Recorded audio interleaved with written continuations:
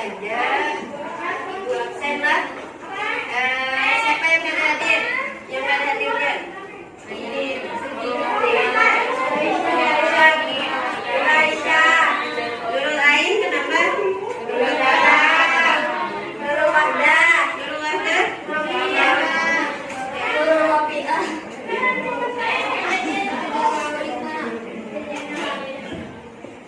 Hafizatul Sakir. Lagi apa?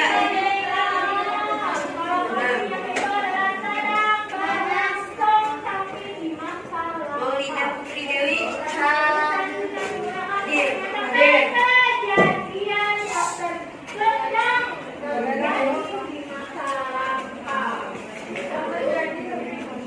Laila Mujila. Kenapa? Siti Aisyah. Berdagang. Zariatul Hasanah. Langsung saja kita masuk materi selanjutnya tentang apa? Majelis Syuro. Dan selanjutnya itu apa? Sikap pemerintahan terhadap pemerintahan. Sebelum ibu ingin membagi 1 sampai 10 dari ujung mana? 2, 4, 5, 6, 9,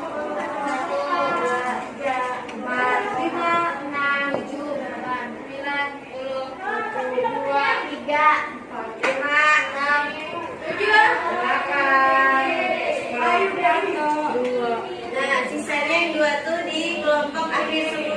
Nah, kelompok 10 pertama itu kelompok 1, kelompok 10 kedua, kelompok 2, kelompok 10 ketiga, kelompok 3. 10-nya ada berapa? 4 kan? 3 ya. Nah, hati kawan-kawannya.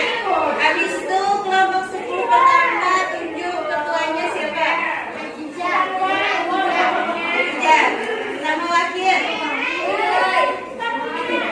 Ayo, ya. Kelompok 10 kedua, kelompok 2 tuh. Najib, Batu Bisa, sama wakilnya. Siapa?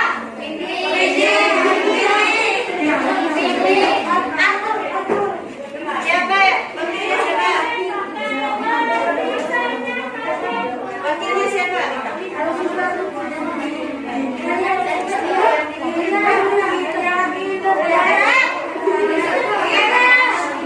Siapa wakilnya? Kelompok 3 bang, kelompok 3. Ikut di ketuanya. Wakilnya siapa? Dekor. Wakilnya Kurnia Putri. Oh, Titi lawan Kurnia Putri. Baca dulu yang Majelis Syuro sama sikap pemerintahan itu.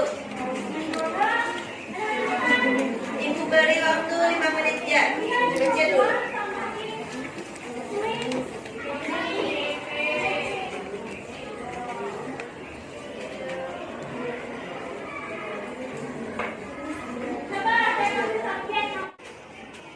Karena waktunya sudah habis, jadi tutup bukunya. Tutup ya. Habis itu kelompok yang tadi 1, 2, 3 berkumpul. Ini kelompok 1 di sini, kelompok 2, kelompok 3 berdiri berdasar.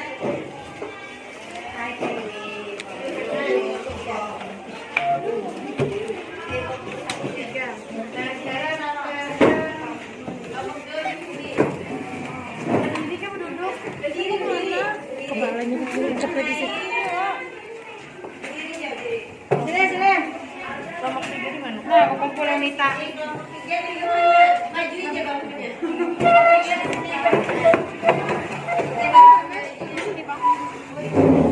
Kayak mana yang benar? Ini sih kamu maju sini. Nah, kelompok 1, 2 lah. Tiga. Nah, ini memang dari sepintas. dia harus melempar. Terserah dia dalam melempar. Kelompok 2 dan kelompok 3. Kelompok 1 misalnya kadang kau menangkap spidolnya maju ke depan. Dari kelompok 1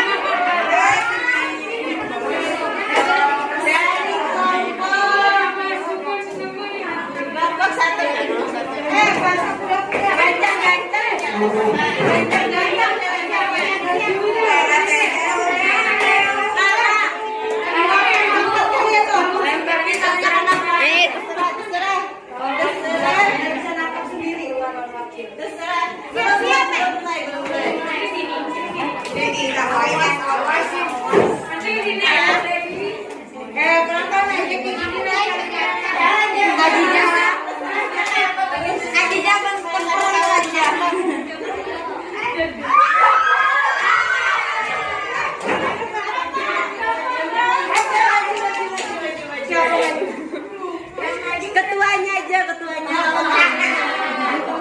Ketua yang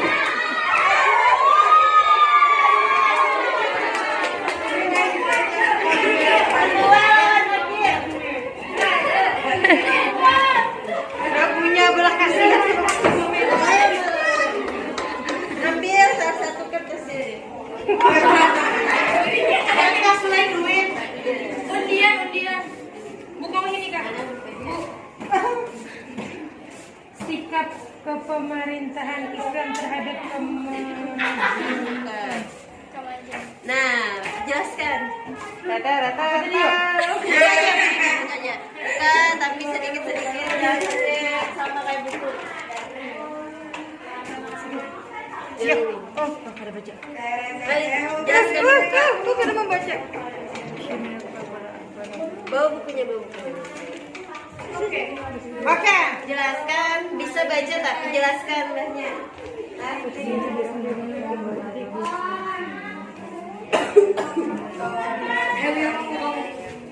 Kemajuan. Yang pertama Zimi. Jadi Zimi itu adalah kelompok yang beragama selain Islam. Jadi agama selain Islam apa aja teman-teman?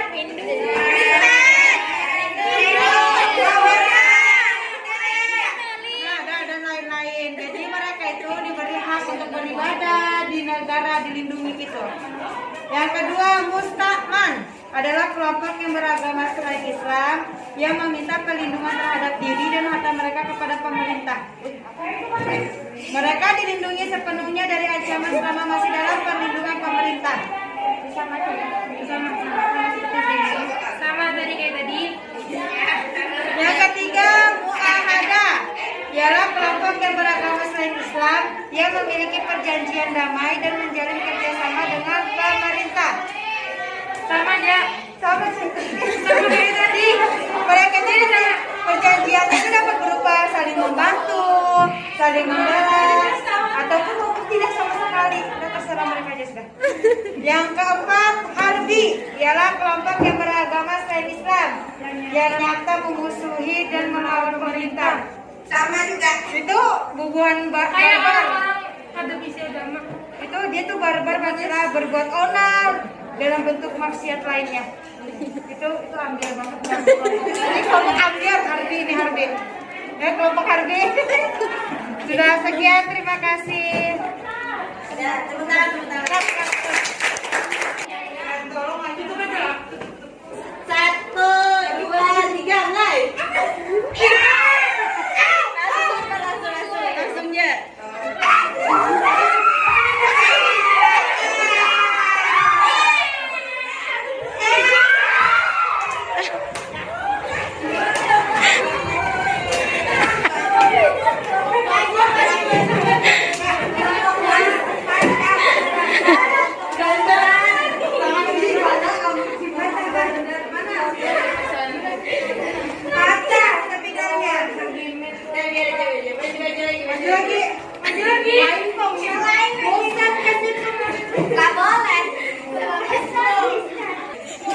Dengan kami lagi, kita akan menjelaskan tentang majelis surah.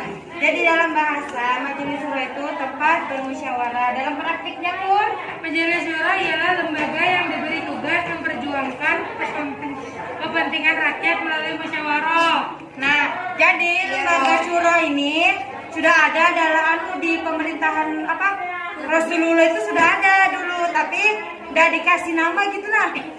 Tapi apa namanya nih, prakteknya itu sudah ada, sudah dilakukan dalam pemerintahan pada masa Rasulullah. Jadi para sahabat itu belum kenal namanya ini majelis surah secara resmi gitu nah. Tapi harus tapi cara mereka itu sudah diterapkan. Jadi dalam melakukan semua kegiatan itu mereka itu melakukan majelis surah terlebih dahulu.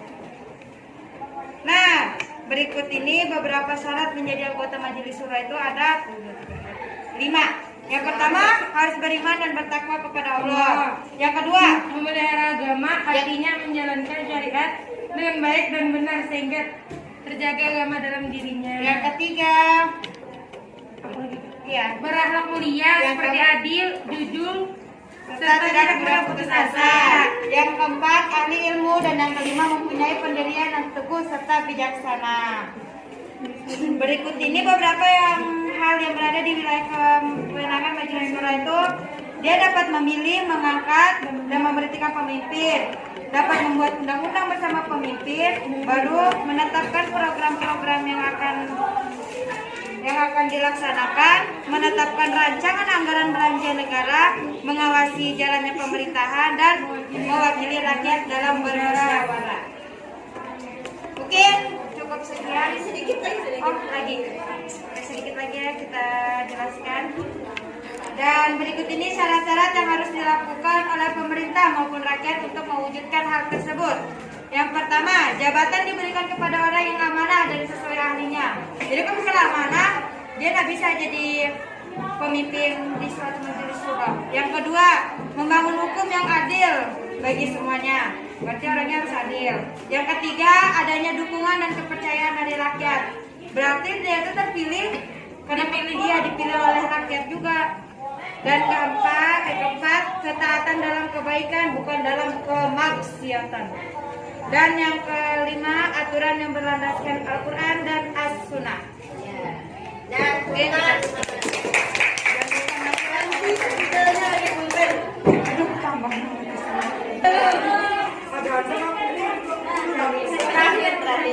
1, 2, 3, mulai. Aku juga gugup pun. Allah, Allah, Allah.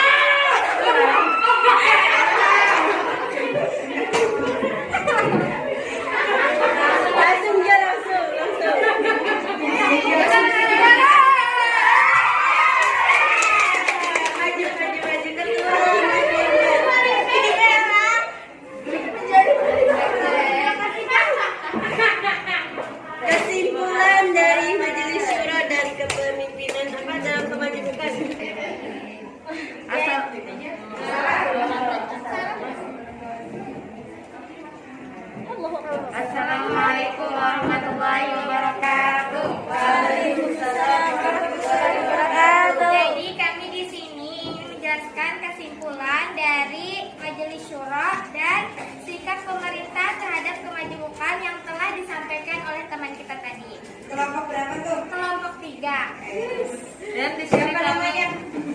perwakilan dari kelompok 1. Jadi, majelis syura itu tempat bermusyawarah atau tempat di mana para rakyat itu mengutarakan suara, tapi kalian disampaikannya oleh para pemimpin-pemimpin yang ada di majelis syura. Kurang lebihnya tuh kayak DPR, kalau di Indonesia tuh kayak DPR dan perwakilan rakyat. Tapi kalau zaman dulu tuh ya majelis syura.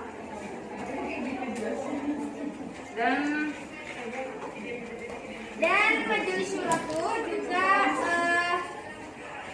bertempatnya tuh dulu itu di masjid-masjid, di kubah-kubah. Jadi masjid itu waktu dulu tuh kada untuk satu kepentingan aja, contohnya salat. Tapi dulu tuh juga dipakai sebagai tempat menuntut ilmu. Habis itu ya tempat bermusyawarah, ya yang dipakai oleh majelis syura ini pada waktu zaman dulu. Dan untuk majelis syura pun terdiri dari beberapa anggota. Dan untuk menjadi anggotanya pun tidak mudah. Ada syarat-syaratnya untuk menjadi anggota majelis syura, yaitu diantaranya anggota tersebut harus beriman dan bertakwa kepada Allah, memelihara agama, berakhlak mulia, adil jujur, dan ahli ilmu, yaitu artinya cerdas dan mempunyai pendirian yang teguh serta bijaksana. Kenapa jadi majelis syura itu persyaratannya ketat? Karena majelis syura ini adalah majelis perwakilan rakyat. Jadi suara-suara rakyat itu karena yang melakukan majelis syura, atau misalkan ada suatu masalah yang memecahkannya itu majelis syura, makanya orang itu diseleksi yang mana yang dapat yang mana yang bisa dipilih untuk ikut andil dalam majelis syura. Karena yang di ayomi itu banyak dan semua masalah-masalah tuh selalu datang.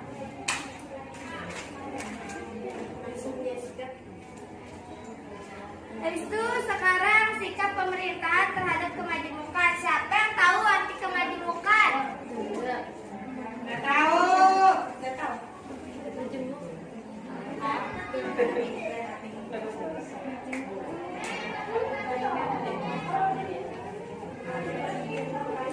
Jadi kemajemukan tuh seperti sikap pemerintah terhadap kemajemukan, yang mana arti kemajemukan itu adalah banyak. Dan sikap pemerintah terhadap kemajemukan artinya tuh yang di sini kan dibahas tentang fikih, jadi tentang agamanya tuh mungkin banyak, dan pemerintah pun harus bisa ya, karena lah di suatu negara tuh ada satu agama aja, misalnya contohnya Islam, ada satu agama aja, banyak agama-agama yang lain, di mana suatu pemerintahan itu harus adil dengan agama-agama yang ada dalam negara itu.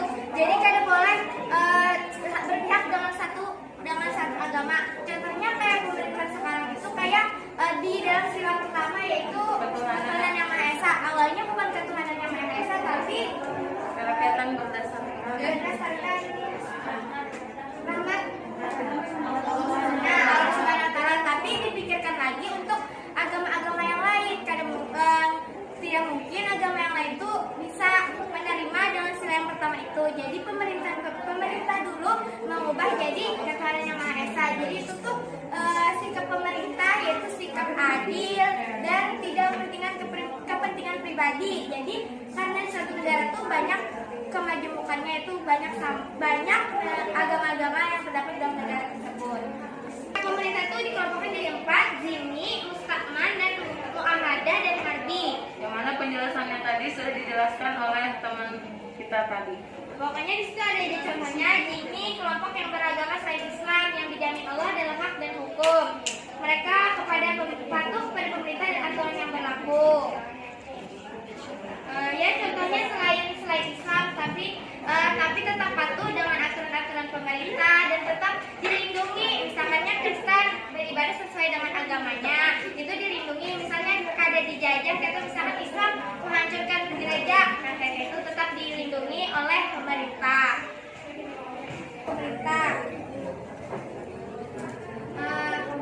Mu'ahadah, kelompok yang beragama selain Islam yang memiliki perjanjian damai dan menjalin kerjasama dengan pemerintah. Perjanjian tersebut dapat berupa saling bantu, saling membela, dan lain-lain. Harbi, kelompok yang beragama Islam yang nyata memusuhi dan melawan pemerintah, berbuat onar dan berbuat maksiat lainnya. Nah, kalau yang harbi ini Kalau hari ini pemerintah tuh berbuat tegas karena ini sudah membahayakan negara dan sekitarnya karena itu berbuat onar. Mungkin aja kayak sejenis ya pokoknya sejenis orang-orang yang ingin menghancurkan negara dan lainnya dan pemerintahan. Ini ditumpas oleh pemerintah karena berbuat onar dan akan menghancurkan suatu negara, menimbulkan kerusuhan. Jadi kelompok hari ini pasti diusulkan oleh pemerintah. Ya mungkin inilah kesimpulan dari pelajaran kita hari ini. Salah dan hilang. Bisa kalau lebihnya mohon dimaafkan. Wabillahi taufiq wal hidayah. Wassalamualaikum warahmatullahi wabarakatuh. Dari permainan tadi kita sudah mendapat mendengarkan penjelasan dari teman-teman kalian tentang majelis syura dan sikap ya. Apakah ada yang belum jelas dari teman-teman kalian yang menjelaskan tadi? Sudah. Apa majelis syura tadi?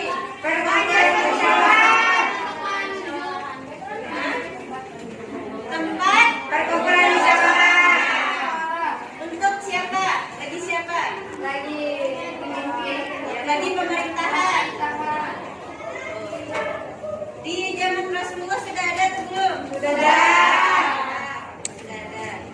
Misalnya sikap pemerintah terhadap kemajemukan. Apa maksud kemajemukannya tadi? Kemajemukan ya, beragam-ragam, bermacam-macam, berbeda-beda. Maksud berbeda di sini apa? Beda ke?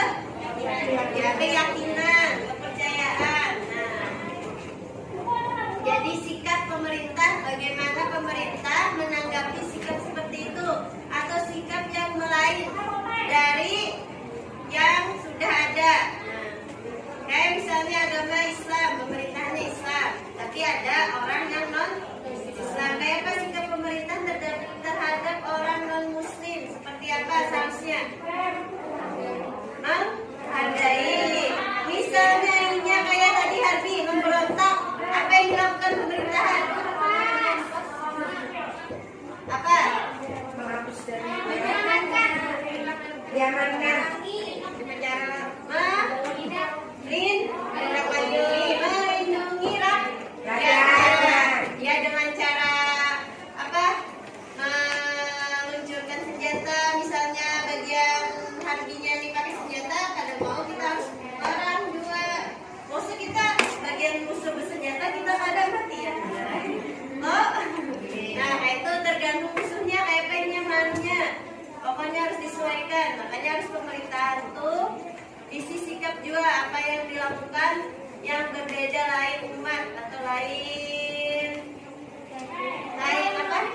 Lain kepercayaannya, lain kegiatan dari yang kita biasanya. Sudah paham semua? Sudah ya. Karena waktunya kita sudah habis, nanti buka halaman 13 dijawablah 1 sampai 10. Ya. Udah sampai belajar lagi impian.